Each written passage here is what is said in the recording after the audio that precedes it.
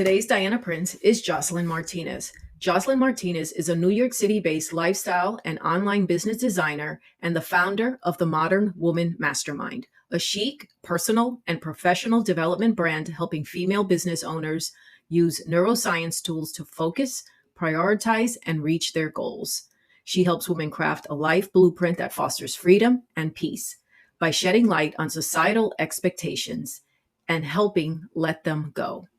She is a first generation Dominican American from NYC, Washington Heights to be exact, and she always has had big dreams, which she has achieved as an actress, a singer, and a person that helps others.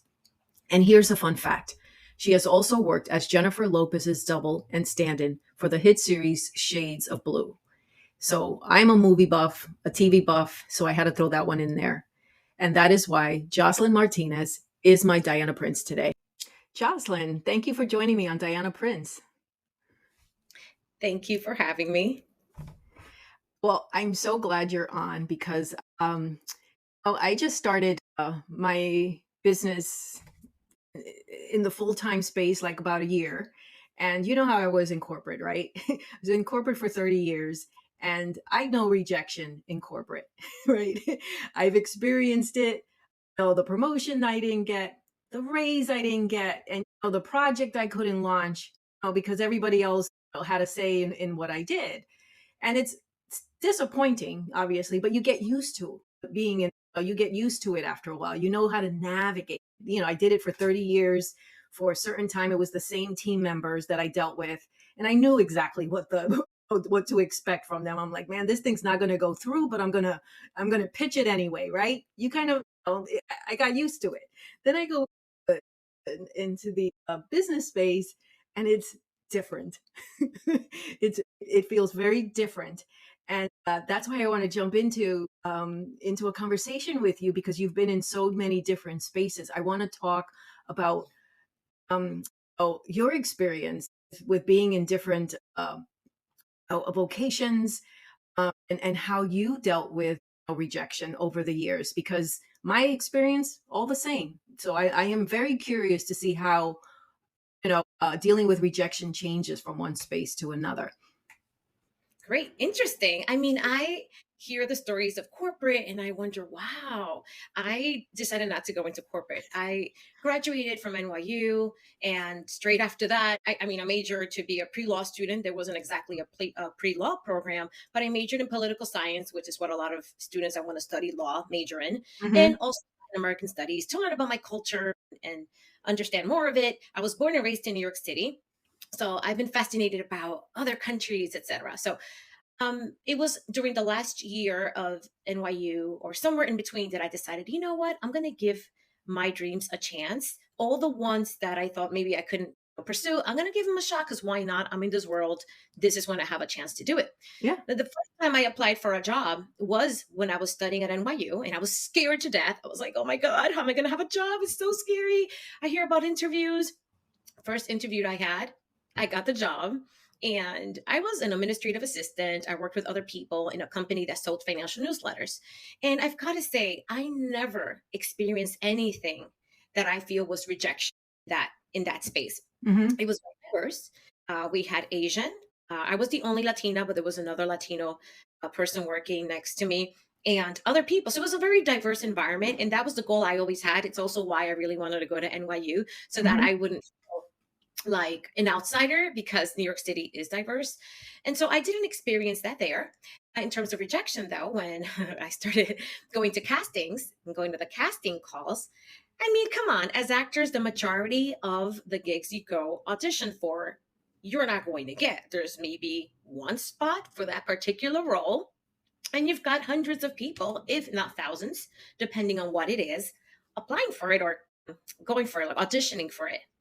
So for me, the way I saw it was when I first booked something, like, wow, I looked at it as I got in here. Like I just needed one. And that's it. Like I got it. And it wasn't a plan that I had. I just fell into the acting world when someone said, maybe you should do commercials, etc. And so that's why I went into that. Of course, after getting one and maybe another, there was a whole lot more that I didn't get. And as actors, it's like, okay, whatever. I mean, it's like you're constantly, as an actor, pushing your brain to go through this ordeal of rehearsing, practicing. You don't know if you're going to get it. You're not getting paid, Mhm. and not even knowing if you're going to get this gig or not. And oftentimes, you don't. But then you might feel like, uh, and you get ready for the next one. Once the other one comes, here comes that dopamine again. You're going to do it over and over. So actors do develop resiliency a little bit more when it comes to rejection. Well, let me ask you something. Was there ever one that you wanted so badly that you got invested in it, that you put a extra amount of time in it, that was just, so I think what I'm trying to get at, that when you did not get it, that it just, it hit you a little harder because you wanted it that badly. Was there any scenario like that?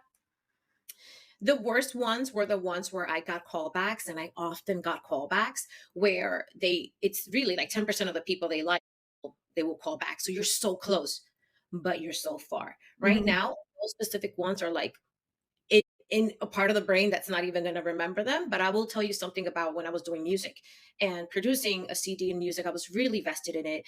A lot of heart, sweat, soul, everything. And my music was great, and I can sing very well. But there was a lot of weird kind of rejection there in the sense that it's a very close at the time knit place where you're supposed to look a certain way. Maybe as a singer, oh, you're not supposed to be a pop singer because your background's from this country. Therefore, you guys don't sing that. You have to sing something else, and you have to look a certain way, and you have to present yourself a certain way. And I'm like, absolutely not.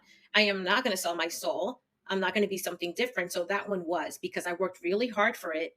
I planned for it. I can see the vision. I had fans telling me I'm good at it, but then the amount of people that would control this industry, the music industry, is like, I can't even, it's like no other. There is no HR. And even if Yeah. there's HR, I know I hear stories about that, right? So, Yeah. but imagine they don't even bother. There is You can nothing. always take your complaint to HR, and there isn't any anywhere else but The corporate. music industry is like, forget it. We don't even have them. Like, so that one was a difficult one because at some point I say, well, I'm going to be happy. I'm not going to sell my soul. I'm not going to, pretend to be something else.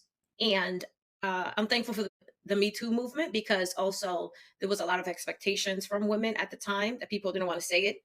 And I'm not going to put up with that. So, yes, that is because other than those exterior factors, there's no reason why that project wouldn't do well.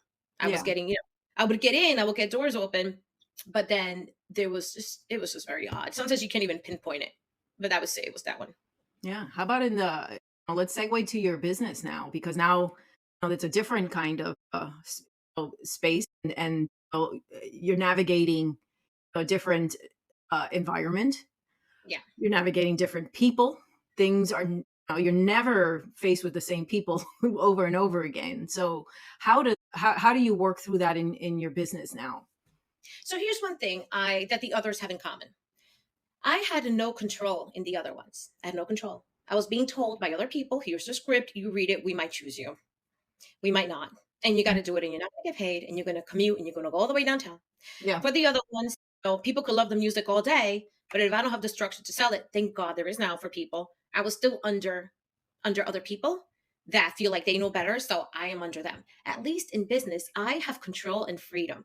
It is not a walk in the park because that's that's something else. But I do believe in this. I do believe in our power to figure it out, and there are billions of people in the world. And if we just keep going and doing our thing and we're good at it, we are going to get the clientele. We're going to get clients. I have an easier time doing this than doing anything else, than doing any of the other things, even though it is difficult, even though it is.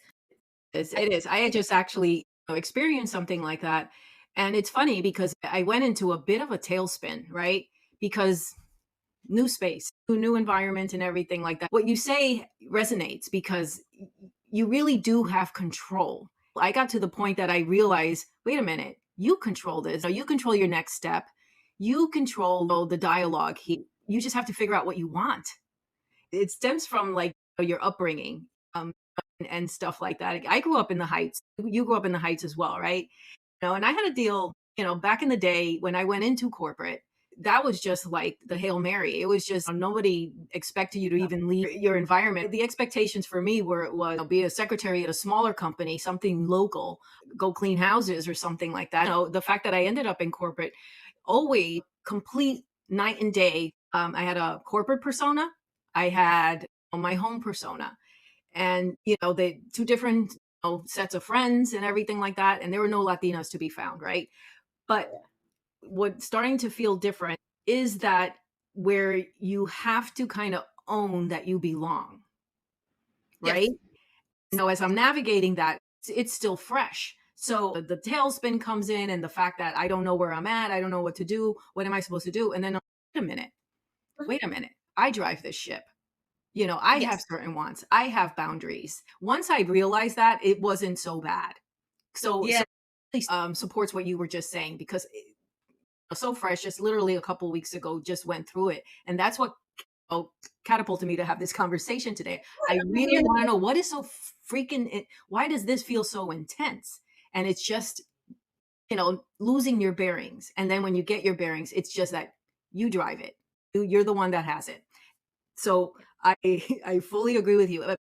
But I have a question for you though. That's just kind of jumps off of the fact that we're both Latina.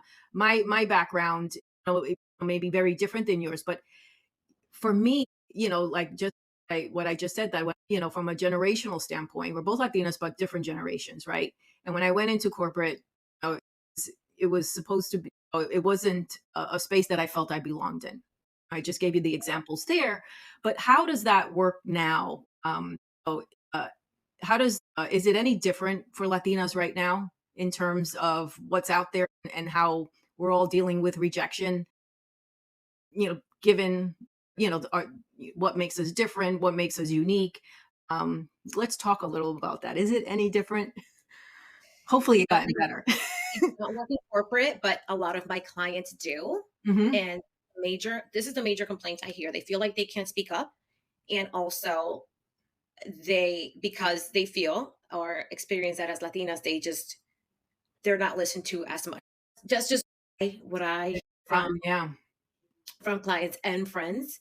And I think there are in different ways. Sometimes it's subtle. Sometimes it's subtle and people don't see it when things like that happen. But I think also because there's so much of a conversation now, people speak more about it now. Yeah. Yeah. But Yeah. on Yeah, it was tough. It was tough to navigate the corporate environment as a Latina, as a woman.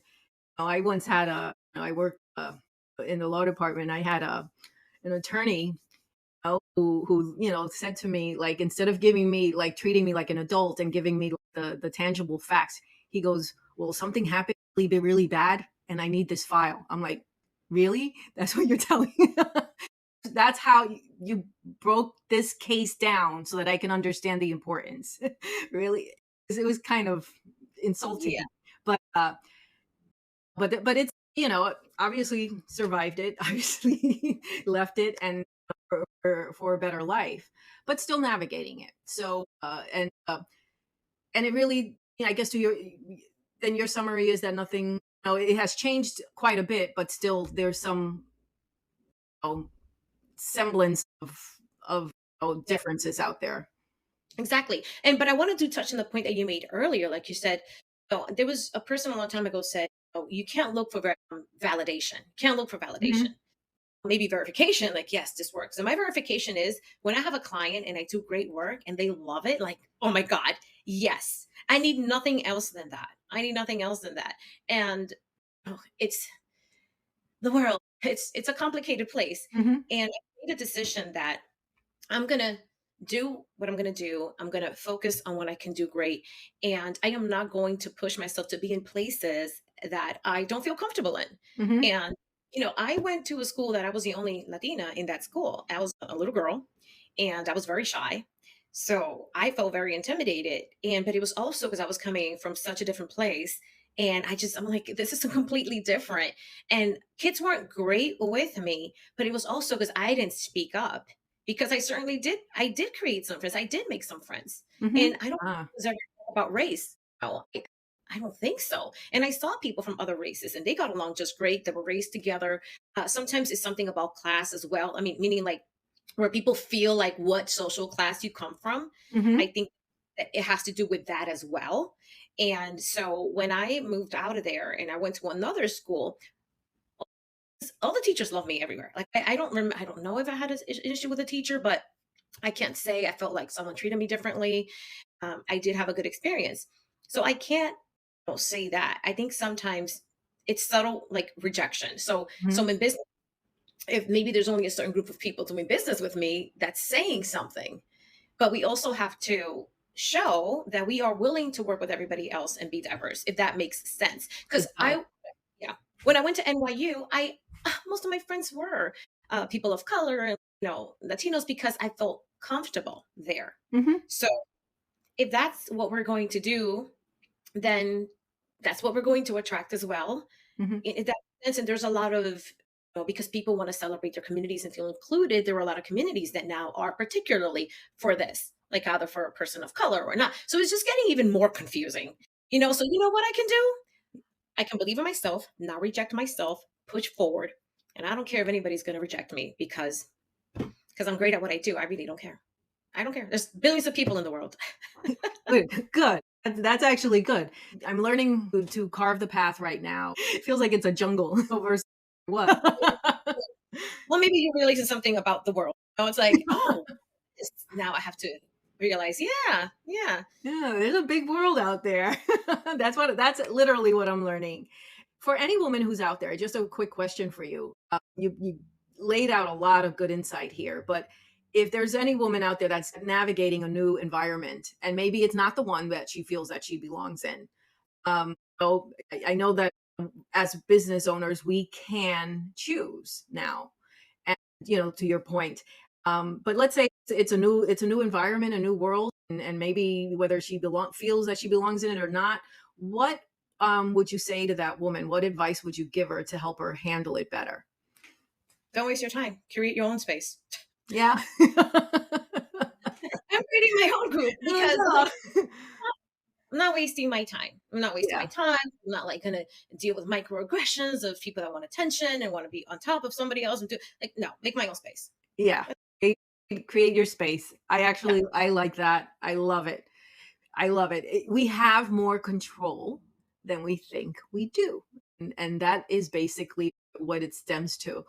Yes. Oh, you can find your people that accept you for who you are. You Yes. don't have to sit in spaces you don't feel comfortable, and that's basically it. And I and the last thing from my standpoint is, and you said it as well, you do have that control. You can choose the way you handle it, Yeah. and in acting, the choice as a group, as a group of actors, I guess, the expectation, sets it up for you, right? Yes. Yeah. It does. It really Mhm. does. Look, there was one thing I'll never remember when I went to a workshop. Casting director was speaking, giving us tips on how to do all kind of things to get acting gigs and whatnot. And she went on to say something like, this was many years ago. So she said, and I don't know about this thing that you guys are doing on your website, some kind of blogging thing, whatever that is. And it was like, oh gosh, because I wanted to blog at the time. I wanted to use my creativity more rather than waiting around for people to give me a job Mhm. based on whatever. It could be like, well, we don't like her hair to be this color. We want it to be green. It just could be anything when it comes to booking something. So, or because they know somebody. Yeah. So I said, wow, okay, well, I'm going to follow that, what people say. They're the ones that know. So my website's going to be clean. It's not going to have any of that. Look at the world now. You go to castings and they'll tell you, oh, what's your Instagram following? What's your Mhm. social media following? So here are the people telling you, don't do that. But people persevered. Creativity persevered. People created their own creative networks or Instagram followings, creations, whatever, so that they can live. And whatever they have, whatever they said before doesn't apply. When I used to go to castings, you couldn't have any tattoos or piercings. I don't have any. I don't have any tattoos, but you couldn't have any. No tattoos, no piercings, no this nor that. Look at TV now. I Mhm. saw castings asking people with tattoos and piercings. So people created their own space and said whatever.